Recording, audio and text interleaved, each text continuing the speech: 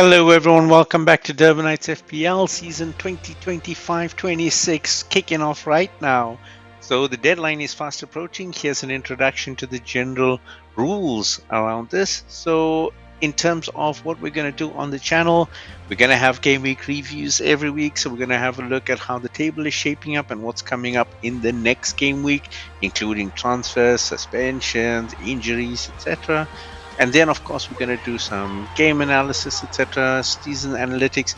Haven't been able to get to it in the last two seasons. Hopefully, this time we're going to be able to do that, do some profiling on players as they go through the season. Now, looking at the rules, nothing much has changed. Still the same rules of 3 players maximum from each team. And the only time you're allowed to have a 4th player is if that you grab a player early before they transfer. Now, up to you whether you want to do that. In terms of substitutions, the rules are again the same. If a player in your first 11 chosen doesn't play, another player off your bench will substitute him in the order that you place them. Goalkeepers can only be subbed for goalkeepers, and there are 3 defenders that have to be on the field at all times. So if your substitute is a defender, he will go to the first defender. Doesn't matter where that defender is sitting in your bench. Now, the 3 defender rule, again, a squad will always have to have at least 3 defenders. And so you just have to be very, very aware with that in your squad rotation. Now, looking at transfers, player transfer value can increase or decrease based on their performance during the season.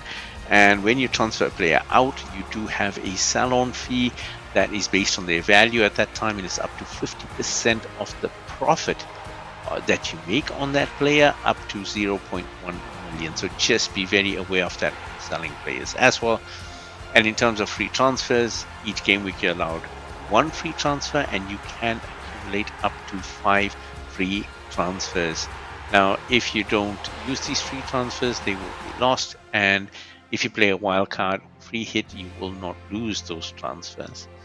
Now, you can make more than transfers than you're allowed, but of course you'll be penalized 4 points for each additional transfer that you make, unless you use one of those special chips, and you can only make a maximum of 20 transfers in a week, so using up to 76 points.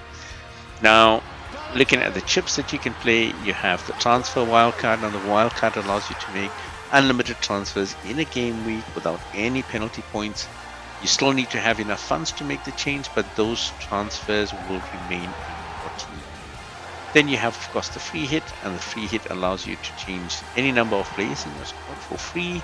Again, you have to have the money in the bank. You will not lose any points. However, those players will only be applicable in the next game, and as soon as that game week is done, they will revert to the last players that you had. You can also use the triple captainship, where your triple captain earns triple his game week points, even if it's negative. And if your nominated captain doesn't play, the vice captain earns double. So be very careful about nominating your captains and vice captains. And playing the triple captainship lets your captain earn 3 times their game week's points tally. Now, there's also a bench boost chip. The bench boost chip means that your game week score does not usually include players earned on the bench, but using the bench boost adds those points to that specific game week's points tally. You got to make sure you understand when to play this and play it ahead of that game week deadline closing. Now, the chips themselves will be available, 2 of every chip this season, so that's something new that's coming up. You will have 2 free hits, 2 bench boosts, 2 triple captains, but they will be available in the first half and second half of the season. So you will have one that you can play until Tuesday the 30th of December, 7:30. That's CET and CE summertime. It's the end of game week 19, and then the second one will be available. You cannot stack them over the entire season, so remember to use them well within the deadline. Also, there'll be no assistant manager chip. It has been discontinued this season. No idea whether they will bring it back, but there was a lack of users actually picking them up, and so the decision was made not to go ahead. So with that, let's just have a look here quickly on the points. So not much has changed from the points now. So you have pretty much the same as last season. However, there are some additional points that are coming up now for defensive contributions, so DEFCON as it's known. So for 10 or more clearances, blocks, or interceptions and tackles, the defenders will earn 2 points additional, and for 12 or more, they will earn another 2. That's if they're a midfielder or forward. So this is just a way for your defenders to earn a few extra points because they were losing too many based on a single goal. So here's a good boost and a chance for those who are favoring defenders to pick up a lot of extra points this season.